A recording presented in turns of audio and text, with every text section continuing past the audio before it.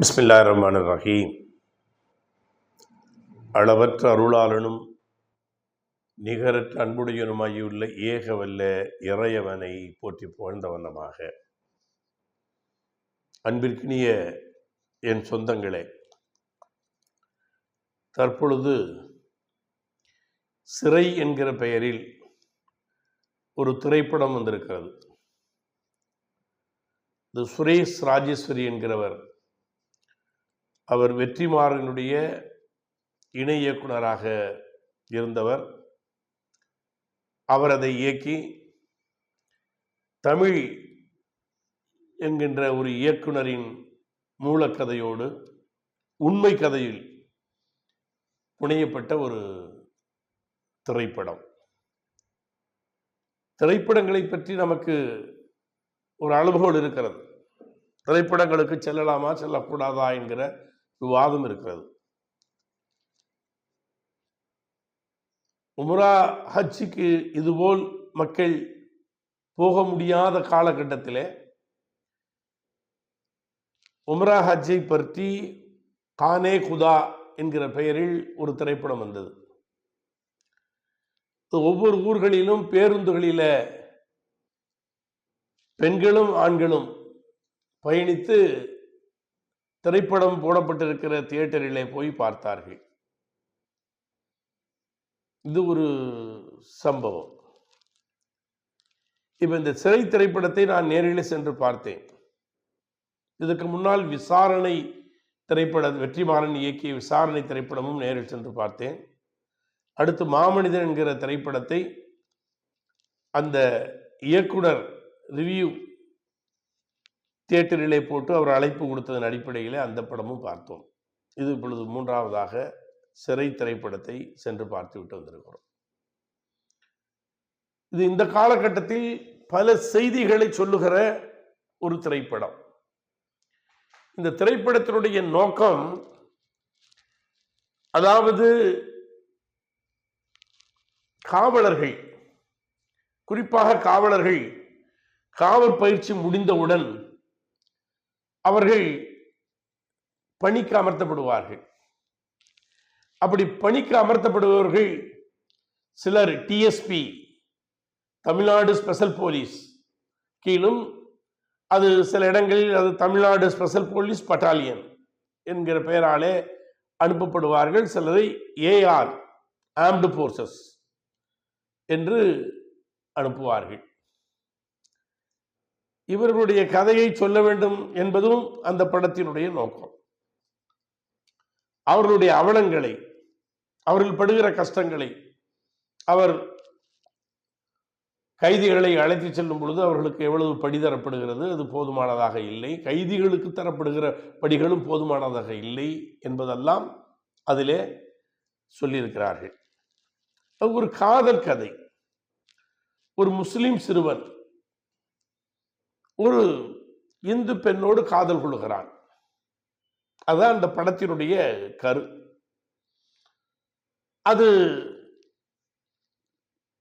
அவனுடைய தாயை இவன் காதலித்த அந்த தருணத்தில் அந்த பெண்ணினுடைய தந்தை வருகிறார்.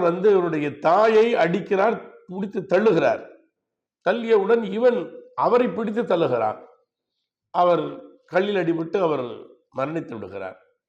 இவனுடைய தாயும் சில நாட்கள் மருத்துவமனையில் இருந்து அவரும் மரணித்து விடுகிறார். ஆனால் இந்த கைதியாக சித்தரிக்கப்படுகிற அப்துல் ரவுப் என்கிற இந்த பையன் 5 ஆண்டுகள் விசாரணை கைதியாக இருக்கிறான். நன்றாக கவனித்துக் கொள்ள வேண்டும். தண்டனை பெற்ற அல்ல, அவனுடைய வழக்கு விசாரிக்கப்படாமலேயே இருக்கிறது 5 ஆண்டு காலமாக. ஒரு கொலை வழக்கிற்கு 3 மாதத்திற்கு பிறகு பிணை தருவார்கள், ஜாமீன் பெறப்படும். ஆனால் இவனுக்கு பிணை போடுவதற்கு யாரும் இல்லை, தாயும் இறந்து விட்டாள். ஒரு குக்கிராமத்தை சார்ந்தவர்கள், அவனுடைய காதலி இவன் மீது காதலோடு இருக்கிறாள். ஆனால் இந்த வரைமுறைகள் அவளுக்கு தெரியாது. என்ன செய்ய வேண்டும், ஏது செய்ய வேண்டும். ஒரு சரியான வழக்கறிஞரை கூட வைக்க முடியவில்லை. நீ கேட்கலாம், வழக்கறிஞர்கள், அரசு நியமிக்கிற வழக்கறிஞர்கள் அப்படித்தான் வைத்து, அதுவும் இவன் 5 ஆண்டு காலமாக விசாரணைக்கு என்று போய்விட்டு திரும்பி சிறைச்சாலைக்கு போயிடுவான். சிறைச்சாலை வேலூர். இவனுடைய சொந்த ஊர் சிவகங்கை மாவட்டம். அப்ப சிவகங்கைக்கு வேலூரில் இருந்து அழைத்து வருவார்கள். அழைத்து வந்து பசியும் பட்டினியுமாய் வந்து, அந்த நேரத்தில் அவனுக்கு இருக்கிற ஒரே ஆறுதல் அவனுடைய காதலி இவனை தேடி வருவாள். இவைகளை அதிலே காட்சிப்படுத்தியிருக்கிறார்கள். ஒரு காட்சி பதட்டமாக இருப்பான். இவனை அழைத்து வந்திருக்கிற அந்த ஏஆருடைய அவர் கொஞ்சம் மனிதாபிமானம் மிக்கவராக இருக்கிறார். தன்னுடைய பதட்டத்தை சொல்லுகிறான். தான் வருகிற நேரத்தில் அவன் கொலை குற்றவாளி என்று தெரிந்து அவன் கதையை கேட்கிறார். அவன் சொல்லுகிறான், அந்த கதையின் மீது அவருக்கு நம்பிக்கை இல்லை. அவனுடைய மனைவியும் காவலர், அவரிடத்தில் இவர் பகிர்ந்து கொள்கிறார். அது உண்மையாக இருக்கலாம் என்று அவருடைய மனைவி சொல்லுகிறார். அப்பொழுது இவர் தப்பித்து, அதாவது அழைத்து வந்த காவலர்கள் அவர்களுக்குள்ள சண்டை சச்சரவில் இந்த கைதியை விட்டு விடுகிறார்கள். அவன் பேருந்துல இறங்கி, பாவம், அவன் பக்கத்தில் இருக்கிற ஸ்டேஷன்ல போய் உட்கார்ந்துருப்பான். இந்த ஸ்டேஷன்ல போய் இருக்கும்போது பிறகு தேடி வருவாங்க. அந்த ஸ்டேஷனுக்கு வருவாங்க. அந்த கைதி எப்படா காணாக்குனீங்கன்னு சொல்லி, சரி நீங்கள் துப்பாக்கி கொண்டு வந்துருப்பீங்களே, துப்பாக்கி அந்த பையன் தூக்கிட்டு வந்துட்டான். சரி, அந்த ரவை எடுங்கடா, நான் லோடுங்கிறான். லோடு பண்ணியிருக்குங்கிறான். எப்படா இவ்வளோ நீண்ட தூரத்துக்கு போகும்போது லோடு பண்ணியிருக்க கூடாது, எப்படி நீங்கள் லோடு பண்ணி இருக்கிறீங்கன்னு அந்த இன்ஸ்பெக்டர் கேட்குறாரு. அப்போ இவர் சொல்லுவார், அவன் கைதின்னா அவன் அந்த விசாரணை கைதி, அவன் இயக்க சகோதரன் அல்ல, அவன் ஏதும் இயக்கத்திற்காகவோ அல்லது இஸ்லாத்திற்காகவோ சிறை சென்றவனும் அல்ல, ஒரு கொலை குற்றவாளி. அவனுக்கு இஸ்லாம்னாலே ஒண்ணு பெருசா தெரியாது, அப்படிப்பட்டவன். ஆனால் அவன் முஸ்லிம். அவனுடைய பேர் அப்துல் ரவுப். இந்த காவலர் சொல்லுவார், அவன் முஸ்லீம், அதனால லோடு பண்ணி வச்சிருக்கிறோம். அப்படி என்றால் இல்லை, இன்னைக்கு இது படத்துல காமிக்கிறாங்க, அதுதான் இன்றைக்கு யதார்த்தத்தில் நடந்து கொண்டிருக்கிறது.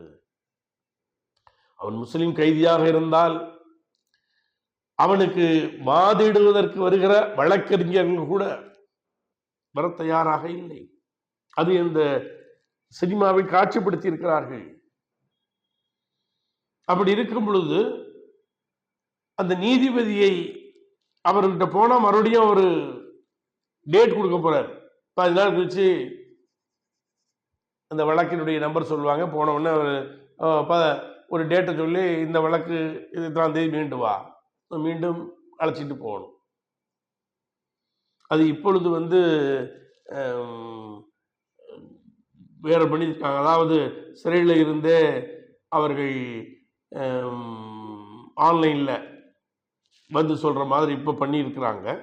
ஆனால் அப்படி இல்லை. அது சில குற்றவாளிகளுக்கு தான், எல்லாத்துக்கும் இல்லை.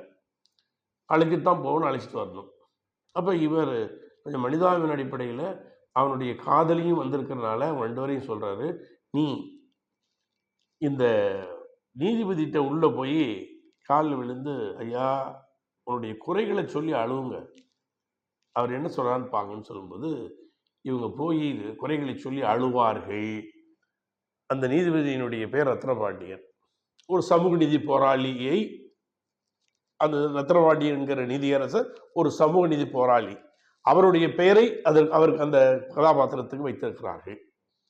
அவர் உதவியை கேட்டுவிட்டு ஒரு வார்த்தை சொல்லுவார், இந்த தவறுக்கு நாங்களும் தான் காரணம், நீதிமன்றமும் காரணம், நீதித்துறையும் காரணம், இவ்வளவு நீண்ட காலமாக இப்படி இழுத்தடிப்பதற்கு இதுவெல்லாம் காரணம் என்று அவர் சொல்லுவார்.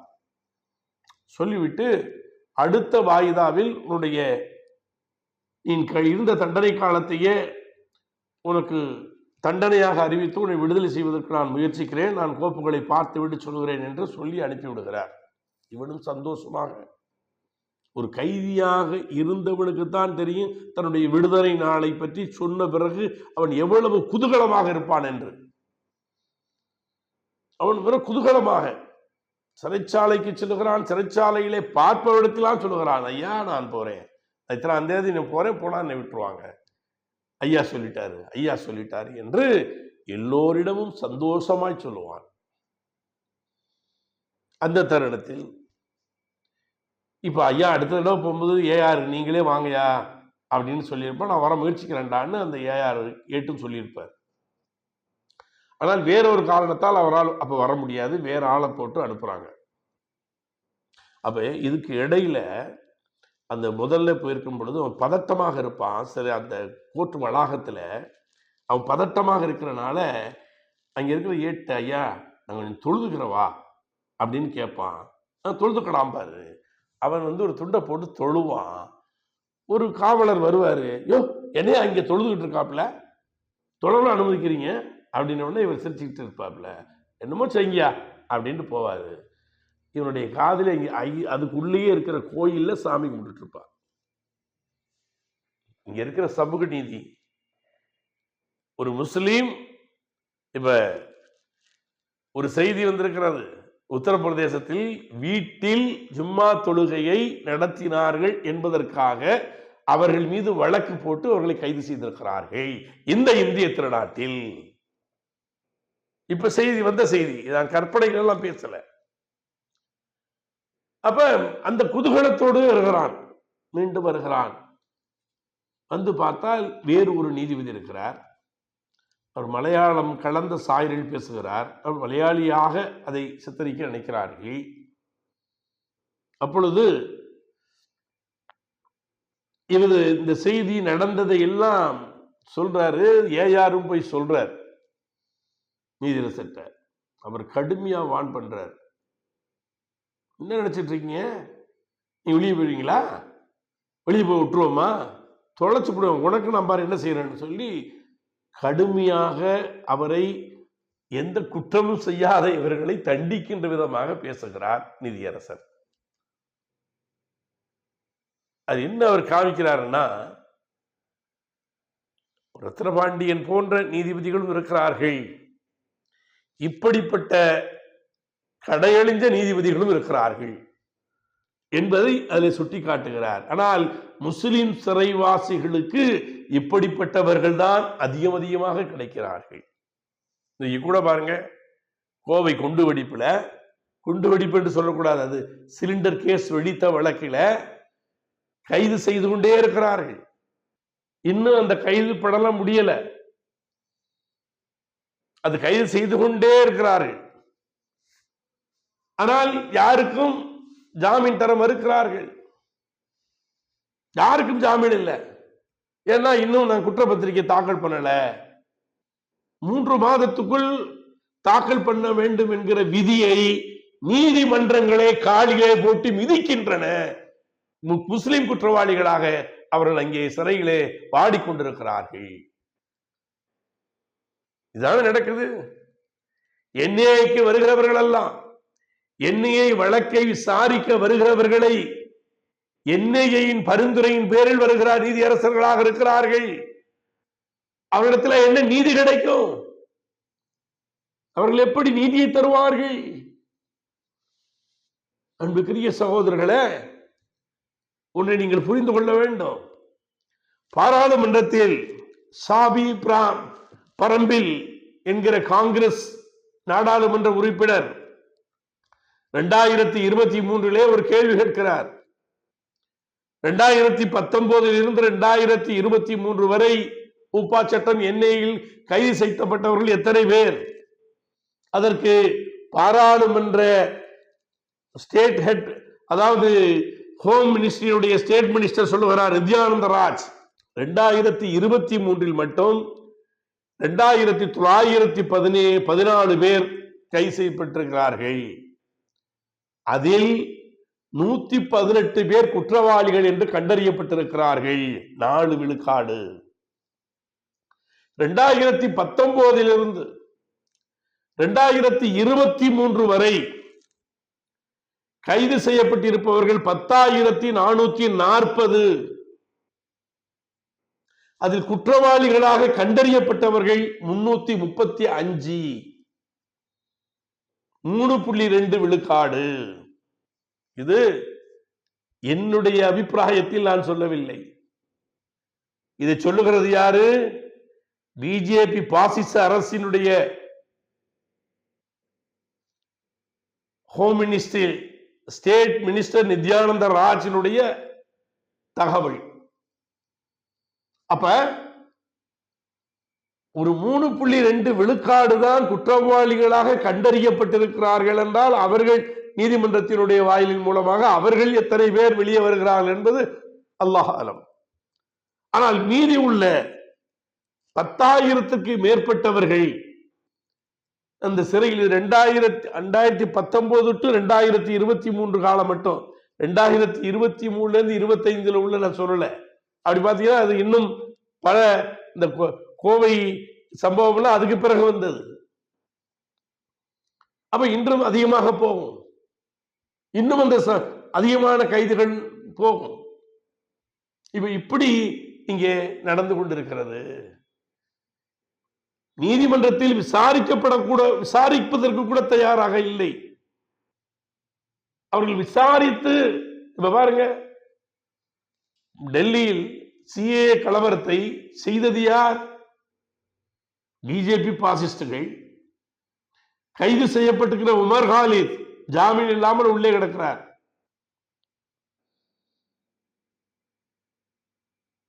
ஜெயராம் மக்ரானி ஒரு கடிதம் அவர் அதை சொல்லுகிறார் என்ற இவர்கள் குதிக்கிறார்கள். இங்க எங்கப்பா நீதி இருக்கிறது? நீதி மறுக்கப்பட்டு கொண்டிருக்கின்ற ஒரு சமூகத்திற்கு, நீதி முழுமையாய் மறுக்கப்பட்டு கொண்டிருக்கக்கூடிய ஒரு சமூகத்துக்கு இங்கே நீதி இல்லை. நீதிபதிகளில் கூட முஸ்லிம்கள் வந்துவிடக் கூடாது என்று பார்த்து நீதிபதிகள் நியமிக்கப்படுகிறார்கள். இந்த அநியாயங்கள் நடக்கிற ஒரு நாட்டிலே அந்த நாட்டினுடைய சுதந்திரத்திற்காக பாடுபட்ட சமுதாயம் இன்றைக்கு திறந்தவெளி சிறையிலே இருந்து கொண்டிருக்கிறோம். நாம வெளியே இருக்கிறவங்களுக்கு இவ்வளவு ஆதங்கம், இவ்வளவு பிரச்சனைகள் இருக்கிறது.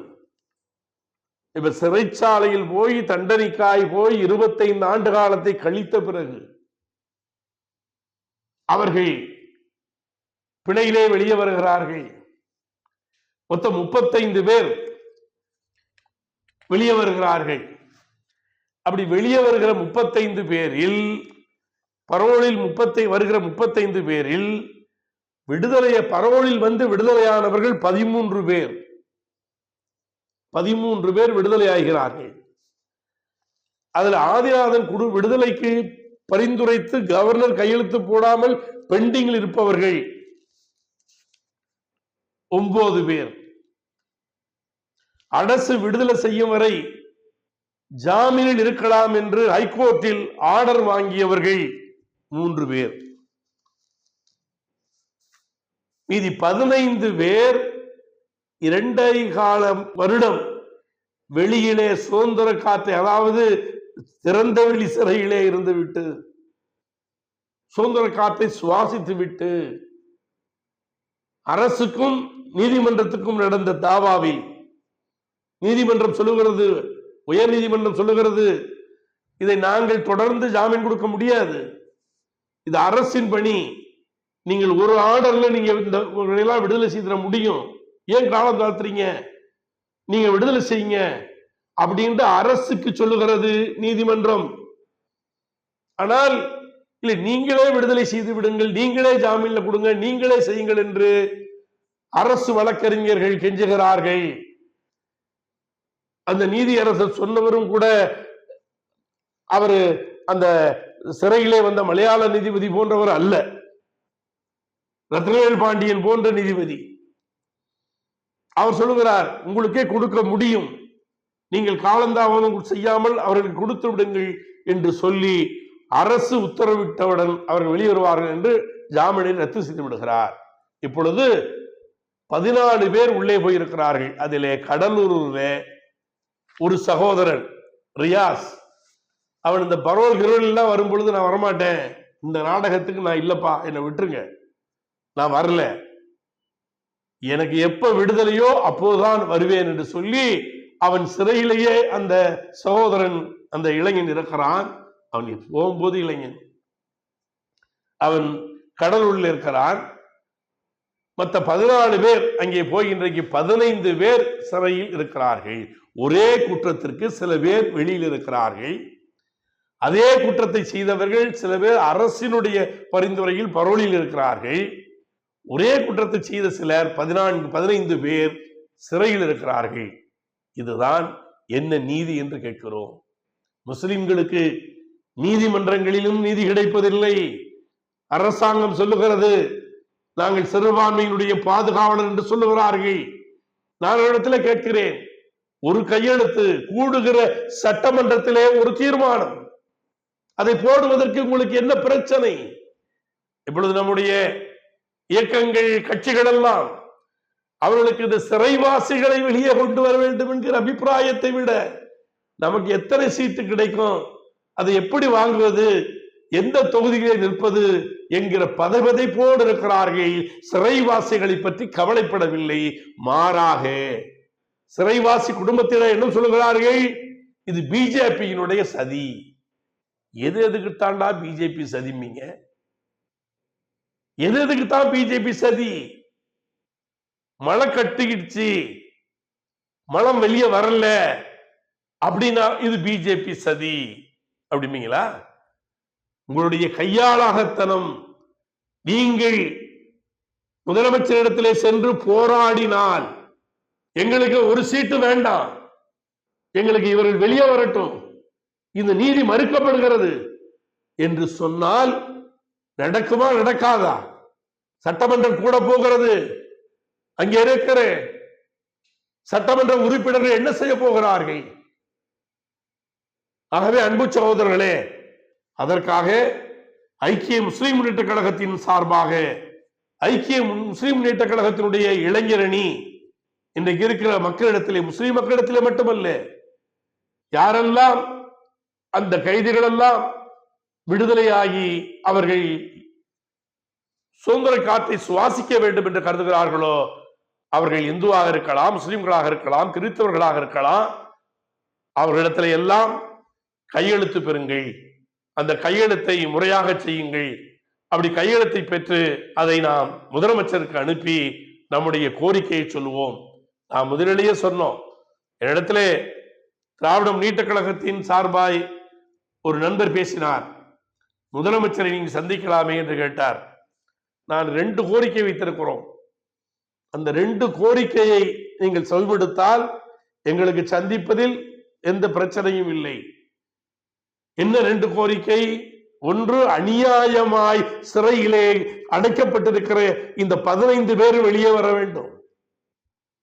திராவிட முன்னேற்ற கழகம் அவர்கள் கட்சிக்கும் அவர்கள் கூட்டணி வைத்திருக்கிற இஸ்லாமிய அமைப்புகளுக்கும் அதிகமான இருக்கை. அதாவது நமக்குன்னா நீங்க 40 சீட்டு கூட 50 சீட்டு கூட கேட்கல, நாங்கள் இருக்கிற 7 விழுக்காடுன்னு நீங்க சொல்றீங்கல்ல, அரசு ஆவணங்களில் சொல்லப்படுகிற விழுக்காட்டுக்கு தகுந்த மாதிரி அத்தனை விழுக்காடு இடத்தை எங்களுக்கு சட்டமன்ற உறுப்பினராக ஆகிற வாய்ப்பை திராவிட முன்னேற்ற கழகம் தரணும். அப்படி இல்லைன்னா நீங்க வாய், அதாவது அல்வான்னா இனிக்காது, சர்க்கரைனா இனிக்காது, சர்க்கரையையும் அல்வாவையும் உண்டால் தான் இனிக்கும். நீங்கள் வாயிலே வடை சுடுவதை விட்டுவிட்டு தயவு செய்து முஸ்லிம்களுடைய இந்த நீண்ட கால கோரிக்கையை நிறைவேற்ற வேண்டும் என்று ஐக்கிய முஸ்லிம் முன்னேற்ற கழகம் முதல்வரிடத்திலே வேண்டி விரும்பி கேட்டுக்கொள்கிறோம். நன்றி.